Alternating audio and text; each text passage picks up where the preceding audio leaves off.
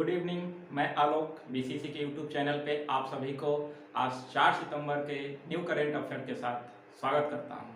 और आज के देखेंगे जो भी महत्वपूर्ण प्रश्न है उसको हम लोग देखेंगे।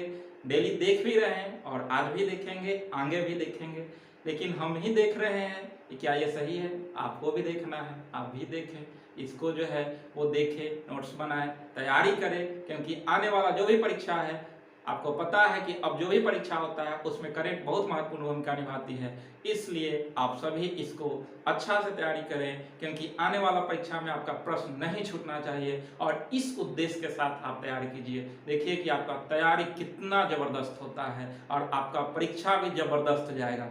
तो तैयारी कीजिए जबरदस्त, परीक्षा भी जाएगी जबरदस्त। तो इसी के साथ आप तैयारी करें, ठीक है। जो भी अगस्त का करंट गया है उसको भी आप देखें। इसके अलावा डेली जा रहा है वीडियो, उसको भी देखें। स्ट्रेटेजिक के जा रहा है उसको भी देखें। तो देखते रहें और देखने के साथ प्लीज इसको शेयर करते रहें, ठीक है। तो आप सभी इस वीडियो को, इस क्लास को शेयर करते रहें और देखते रहें और दिखाते रहें, ठीक है। और तैयारी करते रहें। और आइए इसी के साथ आज के महत्वपूर्ण प्रश्न को हम देखते हैं। क्या क्या महत्वपूर्ण प्रश्न है हमारे परीक्षा की दृष्टि से उसको देखते हैं। तो पहला प्रश्न है कि शिक्षक पर्व 2021 शिक्षक पर्व 2021 का आयोजन किया जा रहा है 5 सितंबर से 17 सितंबर तक। ध्यान रखिएगा, 5 सितंबर से 17 सितंबर तक आपका शिक्षक पर्व 2021 का आयोजन किया जा रहा है शिक्षा मंत्रालय के द्वारा। ध्यान रखिएगा, आपको पता है कि कल शिक्षक दिवस है। शिक्षक दिवस क्यों मनाया जाता है आपको पता है। हमारे जो प्रथम उपराष्ट्रपति डॉक्टर सर्वपल्ली राधाकृष्णन थे, उन्हीं के जन्म दिवस के उपलक्ष्य में हर वर्ष 5 सितंबर को शिक्षक दिवस मनाया जाता है। तो इस दिन जो भी शिष्य लोग रहते हैं वो शिक्षकों को सम्मानित करते हैं। हमको भी जहाँ तक उम्मीद है कि आप सभी हमको सम्मानित करते आए हैं और सम्मानित करेंगे भी, ऐसा अपेक्षा रखते हैं आप सभी से। तो शिक्षक को सम्मानित किया जाता है क्योंकि आपको पता है कि एक शिक्षक के लिए सबसे उसका जो है वो सबसे प्यारा होता है उसका शिष्य ही। तो हमेशा ये शिक्षक चाहता है कि हमारे शिष्य जो है वो काफ़ी आगे तक जाएं। और मैं भी ये उम्मीद करता हूं कि हमारे जो भी शिष्य हैं वो सभी आगे तक जाएं, कहीं भी जाएं तो अपना जो है वो अपने इंस्टीट्यूट का, अपने शिक्षक का नाम का पर्चा जरूर लहराएं। तो आप सभी ऐसा जरूर करें। तो ये शिक्षक दिवस जो है वो आपका सर्वपल्ली राधाकृष्णन के जन्म दिवस के उपलक्ष्य में मनाया जाता है। और इस दिन जो भी शिष्य रहते हैं वो अपने शिक्षकों को सम्मानित करते हैं। और इसी के साथ इस बार शिक्षा मंत्रालय के द्वारा आपका राष्ट्रीय शिक्षक पर्व 2021 का आयोजन किया जा रहा है। और इसका मुख्य उद्देश्य है, कह रहा है कि ग्लोबल इसका मुख्य उद्देश्य अगर देखा जाए तो आपका देख रहे हैं कि अभी नेशनल एजुकेशन पॉलिसी 2020 आया है, तो उसको और जो है वो विशेष तरह से लोगों को बताना आपका उद्देश्य है कि नेशनल एजुकेशन पॉलिसी, नया न्यू एजुकेशन पॉलिसी आई है उसके बारे में लोगों को जागृत करना भी इसका उद्देश्य है। और इसी के तहत जो है वो शिक्षकों को सम्मानित भी करना आपका शिक्षा विभाग का महत्वपूर्ण उद्देश्य है। और इसी शिक्षा मंत्रालय के द्वारा आपका शिक्षक पर्व 2021 का आयोजन किया जा रहा है, ध्यान रखेंगे। और बाकी कल हम देखेंगे शिक्षक दिवस के बारे में बताया जाएगा, ठीक है। इसके अलावा जो है वो ग्लोबल टीचर अवार्ड जो है वो रंजीत कुमार दसाले को दिया गया है। आपका शिक्षक दिवस से संबंधित क्वेश्चन था, इसलिए हम डाल दें कि ग्लोबल टीचर अवार्ड 2021 किसको दिया गया है, तो रंजीत कुमार दसाले को दिया गया है। अगला प्रश्न है, बहुत महत्वपूर्ण प्रश्न है कि एनडीबी नेशनल डेवलपमेंट बैंक, ध्यान रखिएगा, नेशनल डेवलपमेंट बैंक, ये जो है न्यू डेवलपमेंट बैंक जो है ये आपका 3 नए देश इसमें शामिल हुआ है। ध्यान रखिएगा, न्यू डेवलपमेंट बैंक में 3 देश शामिल हुआ है। आपको पता होगा कि एक संस्था है ब्रिक्स, BRICS, ठीक है। ये ब्रिक्स जो है एक संस्था है और इसमें टोटल 5 देश हैं। 5 देश मिलकर जो है इस संस्था की स्थापना किए थे ब्रिक्स। B से ब्राजील होता है, R से रसिया होता है, I से इंडिया होता है, C से चाइना होता है और S से साउथ अफ्रीका होता है। ये 5 देश मिलकर आपका ब्रिक्स की स्थापना किए थे। और इसमें टोटल 5 मेंबर है और पांचों के जो है वो आपका देश के पहले वर्ड से इस संस्था का नाम रखाया है ब्रिक्स। आपको पता है कि 2021 का जो है वो ब्रिक्स सम्मेलन आपका इंडिया में ही होने वाला है। 2020 रसिया में हुआ था, 2021 इंडिया में होगा, 2022 इसका आयोजन चीन में होगा और 2023 साउथ अफ्रीका में होगा। तो इस तरह से ब्रिक्स जो देश थे वो सभी मिलकर एक बैंक बनाए थे, एनडीबी, न्यू डेवलपमेंट बैंक का गठन किए थे। इसका गठन 2014 में हुआ था और ये प्रभावी हुआ 2015 से। ध्यान रखिएगा, ये इसी पांचों देश ने मिलकर इसका गठन किया था। लेकिन अभी जो है इसमें 3 देश शामिल हुए हैं इस बैंक में, ना कि ब्रिक्स में। इस बैंक में 3 देश शामिल हुए हैं, यूएई, उरुग्वे और बांग्लादेश। 3 देश इसमें शामिल हुए हैं। ध्यान रखिएगा, बहुत महत्वपूर्ण प्रश्न है कि ये एनडीबी में कौन कौन देश शामिल हुए हैं। तो यूएई, ठीक है, यूनाइटेड अरब अमीरात, उसके बाद जो है उरुग्वे है और बांग्लादेश है। 3 देश इसमें भाग शामिल हुए हैं। ध्यान रखिए, क्योंकि इसका उद्देश्य है, इसका कहना है कि अब इसमें जो है इसका विस्तार किया जाए। जो भी यूएनओ के संस्था है वो इस बैंक में शामिल हो सकते हैं, इसका जो है वो कहना है। तो इसी के तहत 3 देश इसमें शामिल हुए हैं और ये किसका बैंक है, तो ब्रिक्स देशों का बैंक है। ध्यान रखिएगा, और इसका मुख्यालय देखा जाए एनडीबी का तो संघाई चीन है। ध्यान रखिएगा, संघाई में चीन में इसका मुख्यालय है और इसके अध्यक्ष वर्तमान में मार्कोस ट्रायोजो हैं। ठीक है, तो मार्कोस ट्रायोजो इसके अभी वर्तमान अध्यक्ष हैं एनडीबी का। ठीक है, तो ये सब आप ध्यान रखिएगा। अगला प्रश्न है, एक आपको यहां से एक इंटरनेशनल डेवलपमेंट बैंक है, फिर एक एशियाई डेवलपमेंट बैंक है, ये सब आप ध्यान रखेंगे। एडीबी, एशियन डेवलपमेंट बैंक, इसकी स्थापना कब हुई थी, तो 1966 में हुई थी। इसका मुख्यालय कहाँ है, तो फिलीपींस की राजधानी मनीला में। इंटरनेशनल डेवलपमेंट बैंक है तो वो उसका मुख्यालय वाशिंगटन डीसी में है। ये सब आप ध्यान रखेंगे। इसी तरह से ये एनडीबी है, इसका मुख्यालय शंघाई चीन में है। अगला है कि स्क्रब टाइफस प्रभावी है कहां पर, यह भी काफी चर्चा में है। उत्तर प्रदेश में एक बीमारी है स्क्रब टाइफस। ये अभी हाल ही में देखे होंगे 2 दिन पहले की जो है 40-50 आदमी की मृत्यु इससे हो गया है, स्क्रब टाइफस से। इसमें लोगों के शरीर पर जो है गजब का प्रतिक्रिया, रिएक्शन हो रहा है, जिससे लोग जान गंवा रहे हैं। तो ध्यान रखिएगा कि शायद फरीदाबाद या फिरोजाबाद में है, वहां पे जो है वो आपका ये बीमारी देखने के लिए मिला है उत्तर प्रदेश में, स्क्रब टाइफस। इसलिए हम ये प्रश्न को दे दिए हैं। अगला प्रश्न है कि स्काई स्ट्राइकर क्या है, तो यह एक ड्रोन है। ध्यान रखिएगा, यह एक ड्रोन है और इसका रेंज जो है वो 100 किलोमीटर तक है। ठीक है, एक ड्रोन है और इसका रेंज 100 किलोमीटर है। इसलिए ध्यान रखिएगा, ये है कि अपने अंदर जो है बहुत सारे विस्फोट पदार्थ को जो है वो भर कर ले जाकर जो है 100 किलोमीटर डिस्टेंस तक जाकर जो है वो मार कर सकता है। तो इस तरह से जो है अभी ड्रोन काफी चर्चा में रह रहा है। तो स्काई स्ट्राइकर जो है वो आपका क्या है, तो एक ड्रोन है, स्काई स्ट्राइकर। ठीक है, स्काई स्ट्राइकर क्या है, तो एक ड्रोन है। अगला है कि कॉर्बेवैक्स वैक्सीन के निर्माता, एक नया वैक्सीन है, ये आपका कोवैक्सीन है, ये कॉर्बेवैक्स है। इसका जो निर्माता कंपनी जो है बायोलॉजिकल ई है और ये हैदराबाद की कंपनी है। ध्यान रखिएगा, ये हैदराबाद की कंपनी है और इसका अभी जो है वो की ट्रायल चल रहा है। इसके जो भी फर्स्ट स्टेज का ट्रायल हो चुका है, सेकंड और थर्ड के लिए जो है सरकार इसको अनुमति दे दी है, तो जल्द ही ये आपका लॉन्च हो सकता है, इसलिए चर्चा में आया है। इसके अलावा आपका पता है कि कोवैक्सीन जो है वो आपका भारत बायोटेक की कंपनी है। भारत बायोटेक ये आपका कहाँ है, तो हैदराबाद में। इसके अलावा आपका पता है कि इसका एक अपना कार्यालय अंकलेश्वर में भी खोला, आप देखे थे। इसके अलावा कोविशील्ड जो है ये आपका सीरम इंस्टीट्यूट है, सीरम इंस्टीट्यूट इसका उत्पादन करता है।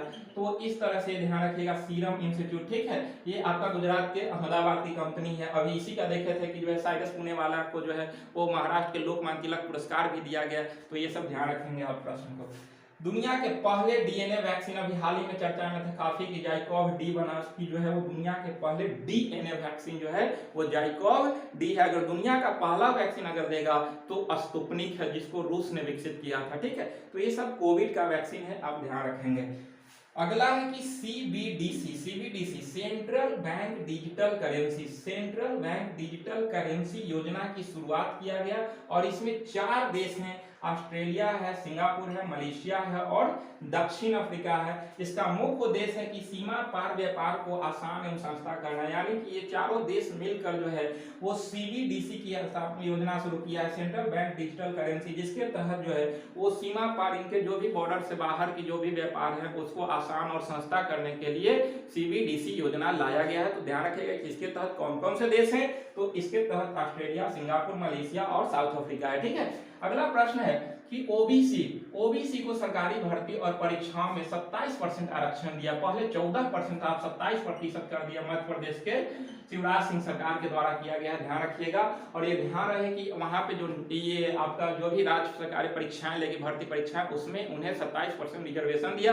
लेकिन फिर भी ये रिजर्वेशन अभी वहां पर पीसीएस या फिर जो है वो नीट वगैरह के एग्जाम में आपको ये रिजर्वेशन फॉलो नहीं होगा। सिर्फ आपका जो है पीसीएस और नीट को छोड़कर सभी प्रतियोगी परीक्षाओं में यह रिजर्वेशन फॉलो होगा। तो 27% रिजर्वेशन ओबीसी को देने वाला राज्य मध्य प्रदेश बना है। अगला है कि टाइम्स हायर एजुकेशन एक रिपोर्ट जारी किया है। टाइम्स हायर एजुकेशन ये वर्ल्ड यूनिवर्सिटी रैंकिंग 2022 जारी किया है। यानी कि वर्ल्ड यूनिवर्सिटी रैंकिंग 2022 किसने जारी किया? तो टाइम्स हायर एजुकेशन के द्वारा जारी किया गया है। और इसके तहत पहला रैंक यानी कि first rank Oxford university Britain को दिया गया है, ध्यान रखिएगा। यानी कि वर्ल्ड यूनिवर्सिटी रैंकिंग 2022 में जो है विश्व का कौन सा यूनिवर्सिटी पहले स्थान पर है? तो ऑक्सफोर्ड यूनिवर्सिटी ब्रिटेन के है जो फर्स्ट रैंक पे है। और भारत का देखा जाए तो 300 के पहले 300 के अंदर में, विश्व के 300 यूनिवर्सिटी के अंदर में भारत का एक भी यूनिवर्सिटी नहीं है।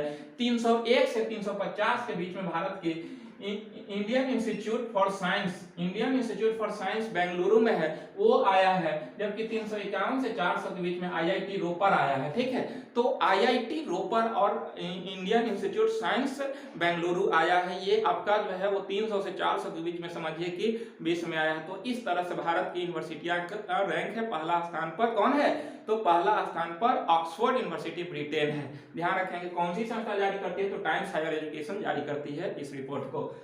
अगला प्रश्न है काफी जो है महत्वपूर्ण है। भारत जो है वो टोक्यो पैरा ओलंपिक में जबरदस्त प्रदर्शन किए। आप देखिए कि जो है टोक्यो ओलंपिक में हमने टोटल 7 पदक जीते, लेकिन आज तक अभी टोक्यो पैरा ओलंपिक में भारत 17 मेडल जीत चुके हैं। और सबसे महत्वपूर्ण बात है कि हम 7 स्वर्ण पदक हासिल किए टोक्यो पैरा ओलंपिक में, ठीक है। 4 स्वर्ण पदक के साथ अभी भारत 17 पदक हासिल किया टोक्यो पैरा ओलंपिक में। और पिछला बार जब रियो पैरा ओलंपिक हुआ था 2016 में, उसमें मात्र 4 पदक भारत जीता था। इस बार अभी तक हम 4 स्वर्ण पदक हासिल किए हुए हैं। इसलिए महत्वपूर्ण प्रश्न है आपको जो है वो 10 पदक हम लिखवाएं कि 10 पदक किसने जीता था। और आज आइए 7 पदक और आपको बताते हैं कि कौन कौन खिलाड़ी जो है किस खेल में पदक जीता।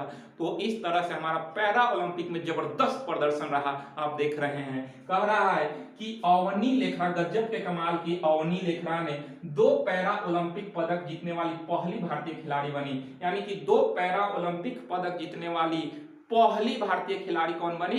तो अवनी लेखरा। आपको इससे पहले पता था कि एक स्वर्ण पदक जो है जीत चुकी थी और आज आपका एक कांस्य पदक भी जीत ली। इस तरह से एक स्वर्ण और एक कांस्य के साथ जो है ये आपका पहली भारतीय महिला बनी जिसने 2 पैरा ओलंपिक पदक जीतने वाली खिलाड़ी बनी है। आप ध्यान रखेंगे कौन? तो अवनी लेखरा।